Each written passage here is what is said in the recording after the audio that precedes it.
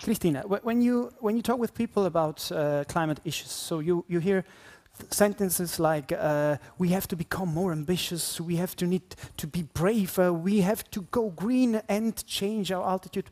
But how is my question? And I wonder how a climate expert who is very well informed about the situation feels when she follows what is happening with our climate. Yeah, and I think you can even ask her a question directly, because we are very happy and delighted that Professor Bogataj is with us, a Slovenian climatologist and specialist in agricultural meteorology.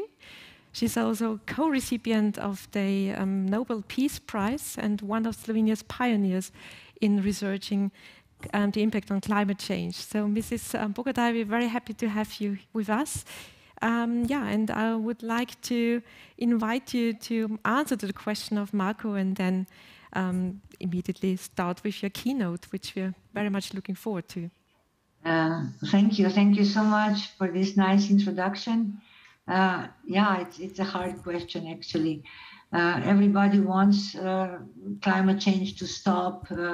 We all fight climate change, but when it comes to action, sometimes words are not enough. And talking about Glasgow conference just ended, it was a typical example when we climate change scientists are not so much satisfied with the result. So yes, let me start with my keynote. Thank you, organizers, for inviting me. It's a huge privilege to speak in front of such an audience. So I entitled my presentation, as you can see, challenges in the Alpine area, but I immediately added one very important message, that we have to aim high, but also we have to go fast if we really want to mitigate climate change.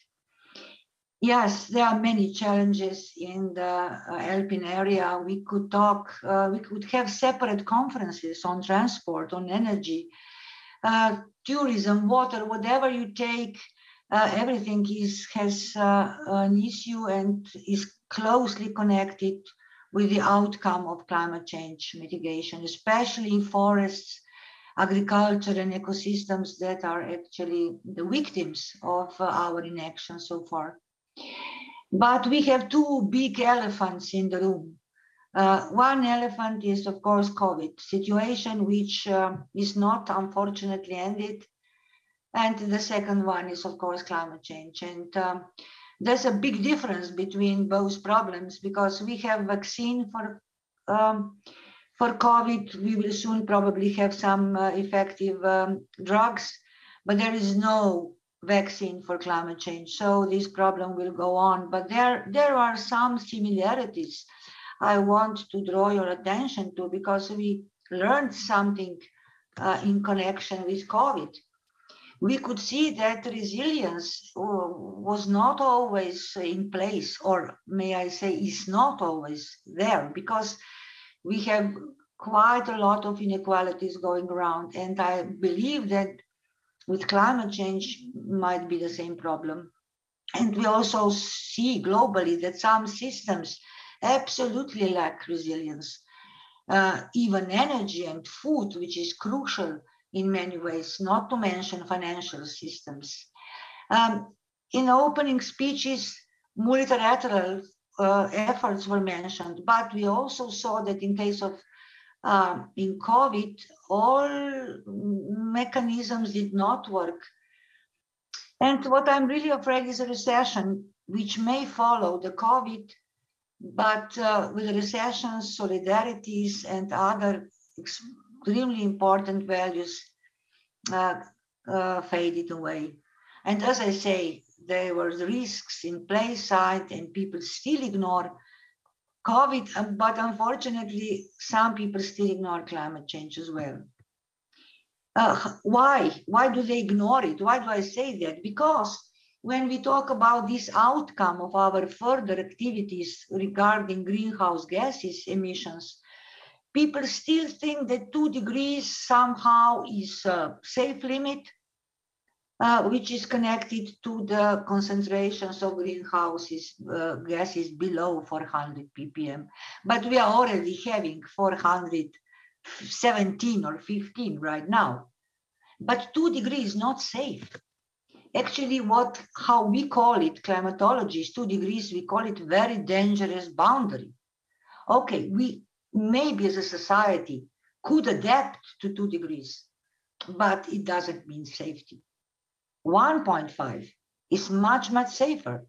And that's why all the eyes were we monitored Glasgow conference so closely, whether there is still chance to reach that magic limit. We can see the leaders. There are not so many out there, and they were called by Guardian the leaders who hold the world's future in their hands.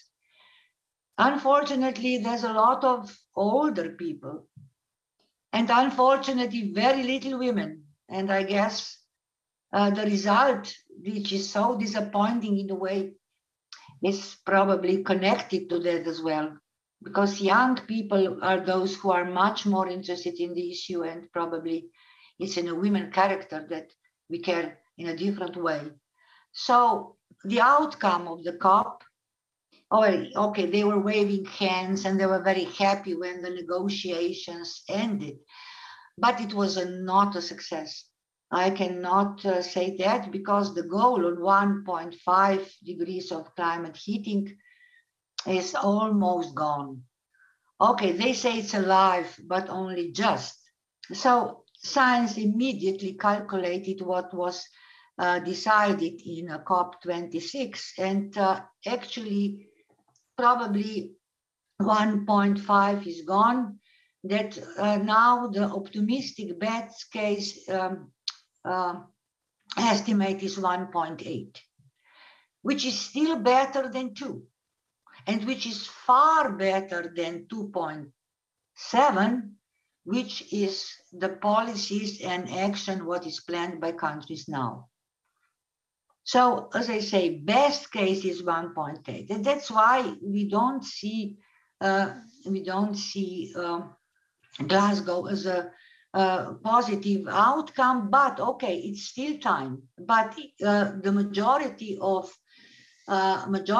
of actions should not take by the year 250, but a lot of cuts in all sectors should be made before 2030. And when we talk about action, okay, we have to employ different technologies and we have to change behavior. But what does that mean in numbers? It means, just as an example, we all know that we have to invest in low carbon energy and energy efficiency, but it's by factor of 5. So it's not 10% more or 50% more, it is 500% more. Are we willing to do that? For instance, electricity, I will talk about that a bit later. Renewables should supply at least 85% of electricity in next 8 years. So we have 8 years to achieve that, not the whole 10. Or coal, which is still used in Alpine area as well, or unfortunately also in Slovenia, it would practically have to be zero in next year. So these are the concrete actions. I like this climate action plan very much. There are so many implementations, pathways there, and sectors are being really looked at. But unfortunately, the majority of action in that plan goes up to 2050. I think that we should rewrite this action plan very quickly to set a very clear 2030 goals. Otherwise, we may be too late also with the climate action in Alps. But we should not fool ourselves. We are Alpine community, we care about things, but Alps belong to different countries, and our national governments' role are crucial right now, because if they don't set the right tax policy, the right regulations, if they do not decide firmly to change economic system in more green and circular way, and of course, put money on the table, otherwise we cannot do it, it will be too late. So we have really to take that into consideration and put pressure on the undernational governments, because they are very different in spite of sharing the same Alpine place. European Green Deal, yes, I do believe in that if this Fit for 55 package will go through. Okay, Switzerland is not the part of EU, but anyway, these extremely important measures should be implied as soon as possible. Even those who are not so pleasant, like carbon border tax or taxation directives, which should be changed. So we should put price on carbon, not just words, how dangerous carbon is. Polluter has to pay sooner or later, but in this case should pay by 2030. If we don't do it, then all this legislation would be in vain, I guess. Another report that is really important to read is this one. It's about energy in Alps, because climate change in this moment is made, in majority of climate change problem is actually energy problem. And we are not doing that well in Alps. Okay, it's not the newest report, but it's the only one that actually puts numbers. For instance, I found this graph amazingly important. We can see how we use energy in Alps for transport, electricity, heat. These are major areas. But we can see that in case of heat, we still use 80% of fossil fuels. In case of transport, we use 99% of fossil fuels. But even with the electricity, where there are so many options, we can see that also here is a quarter of fossil fuel energy. So this has to change. This has to change practically in a few years' time. We could do something with heat, I guess, quite easily. We can actually also find new sources of electricity. But with transport, it is a problem. I see it a huge problem because electricity cannot penetrate so quickly. So we have to change behavior there. So this analysis shows us that we are actually far from being climate neutral in energy sense. And we are very different. Somebody said a few minutes ago, what a diversity in this place. And we can see diversity also here. For instance, final energy consumption, or when we calculate something per capita, we can see really winners here. Like, for instance, if we look at Liguria, they actually per capita really use very little energy to compare to, for instance, other parts of Alps. We can see heating consumption, excellent example in Nidwalden, much less than it is Alpine mean or the best practices. And I should not go by not saying what a wonderful job Carrington, our neighbors, does with the share of renewables in heating consumption. So what is in green here? These are the winners. We should ask them, how did you do it? Because you're doing a wonderful job. And we would like to follow. Because we don't have time, we really should use the best practices available. And we should really switch, as I said, electricity to renewable sources. And we are far from that. We can see, okay, in purple coral, some parts of Switzerland, practically completely renewable already, but not the rest of Alps. We can see in the yellowish color some parts of Alpine space where there is only or even less than 10% renewables in the electricity. So we have again asked ourselves why or how should we change that very quickly.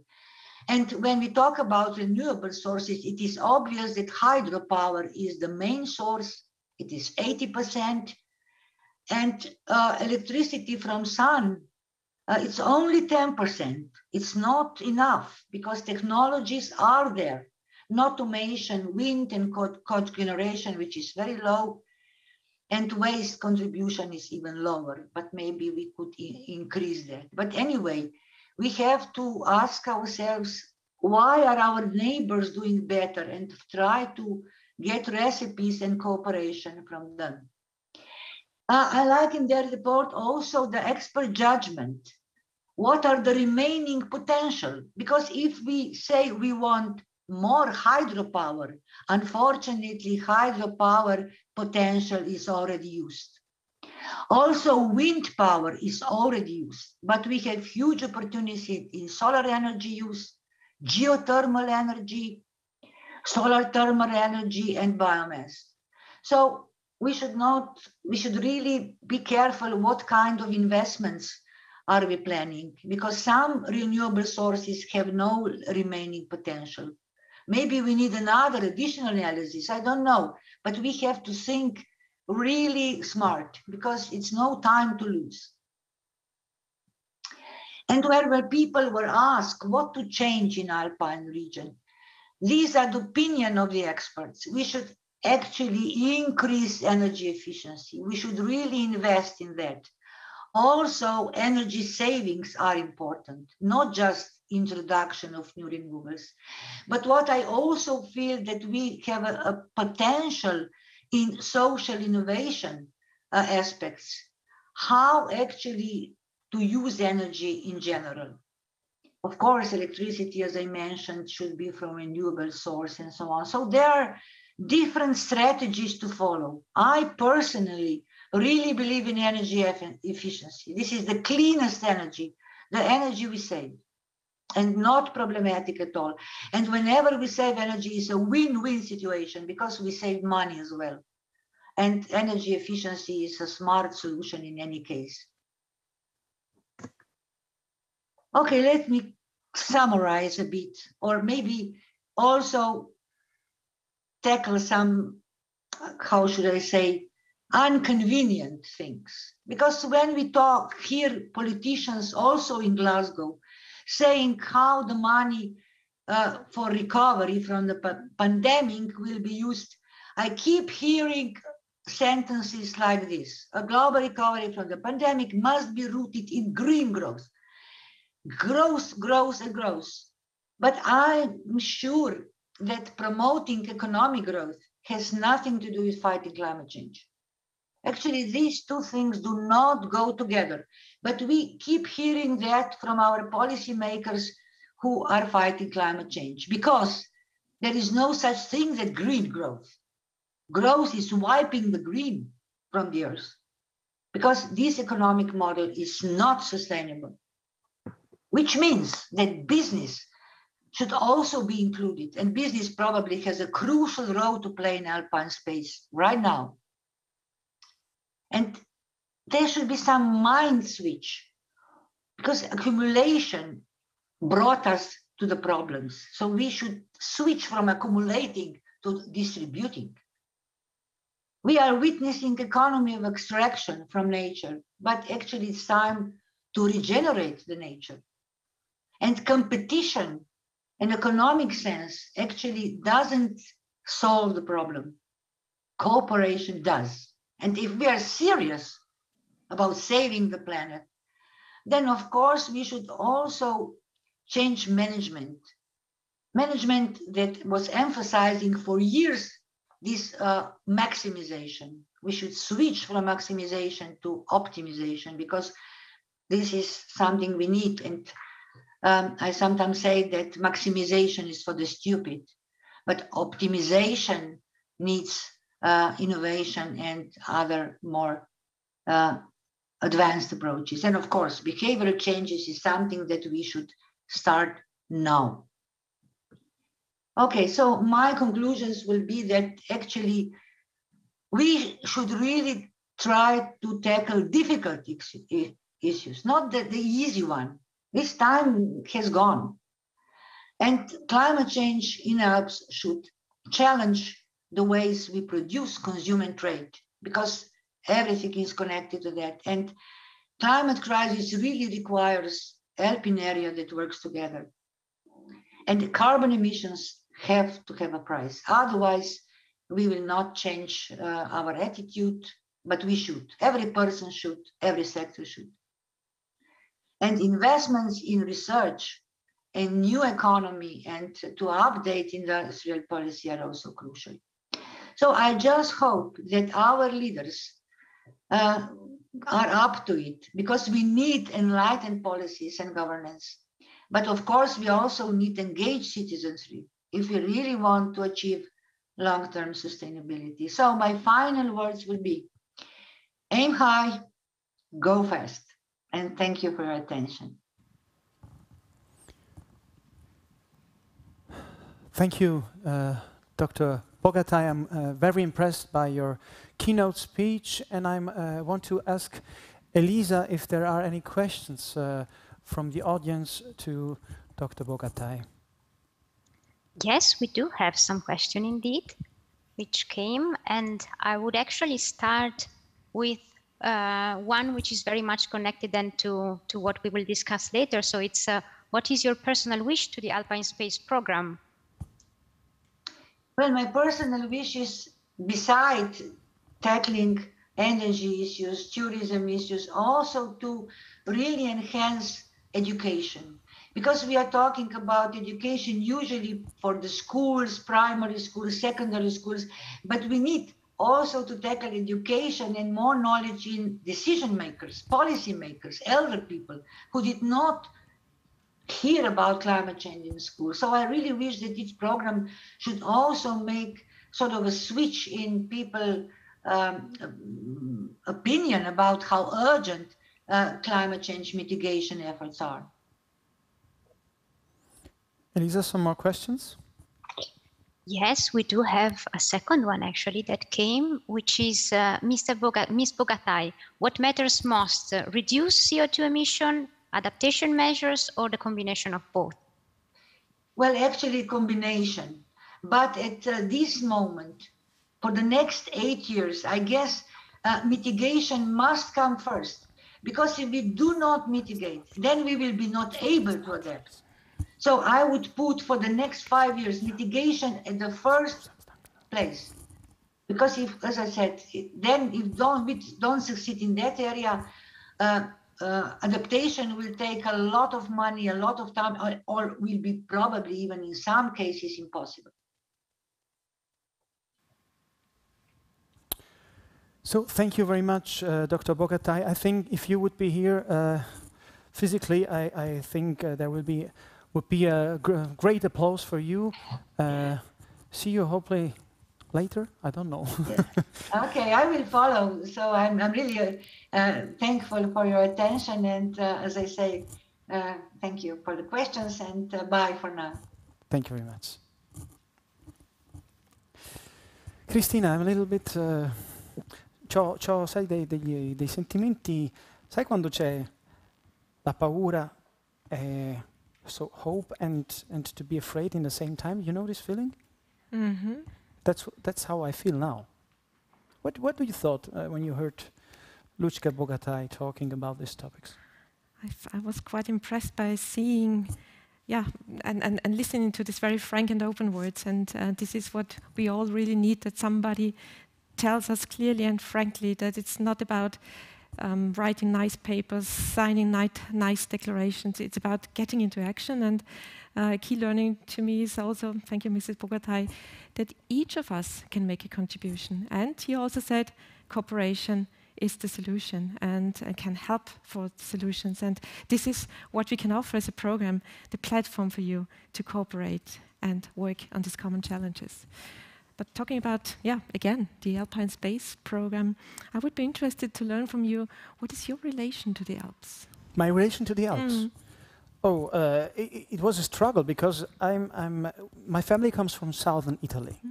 So it's the horizontal way, or the horizontal world, and we had football boots instead of hiking boots. Okay. And so, as a son of migrant workers, I feel solidarity with the disadvantaged people. And I think that we have a kind of a weakness for the weak. And we try to see beauty in the little things, in the simple things. That's what I feel when I look to the Alpine landscape. I try to see not only the mighty and the large, but to find beauty in the little things.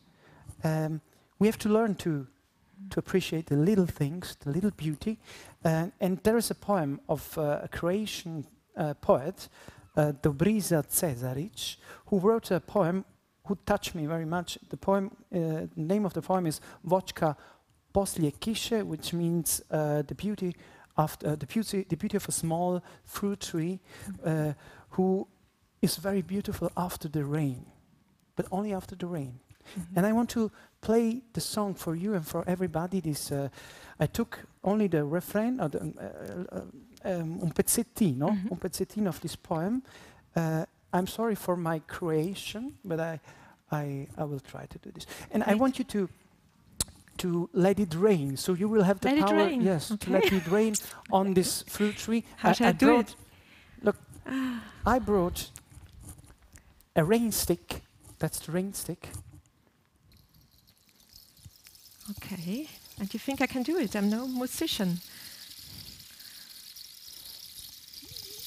Yes, you will try it. I will It's do up so. to you.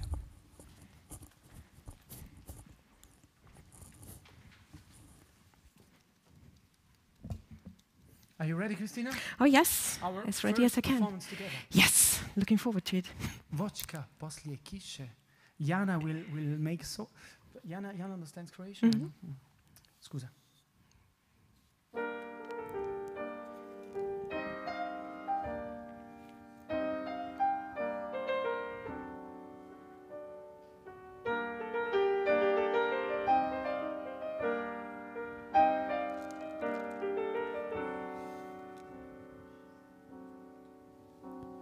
Gle malu voćku poslije kiše, puna je kapi pa ih niže. I blješti suncem obazijana, čudesna raskoš njenih grana. Al nek se sunce malko skriže, nestane svijete čarolje. Al nek se sunce malko skriže, nestane svijete čarolje.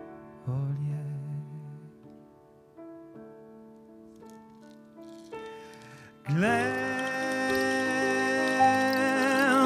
malu voćku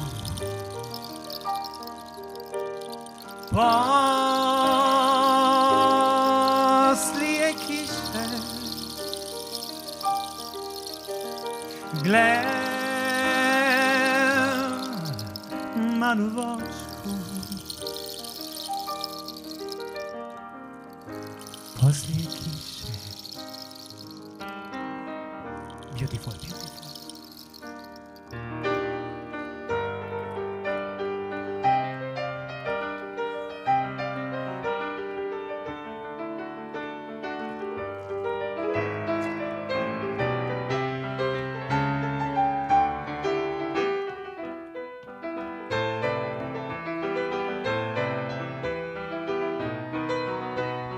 Gle malu voćku poslije kiše, puna je kapi pa ih niže.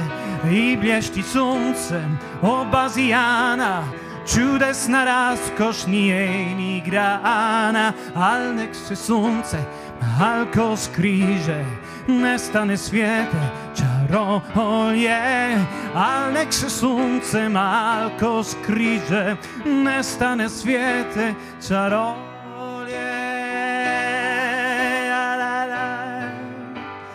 Da da da da da da da da da da da da da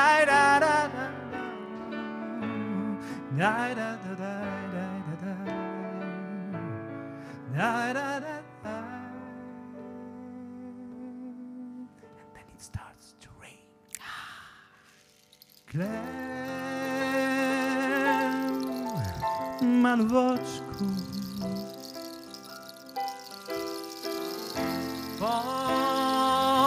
poslije kiše.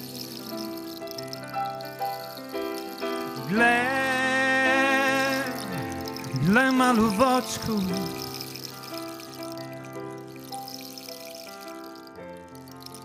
poslije kiše.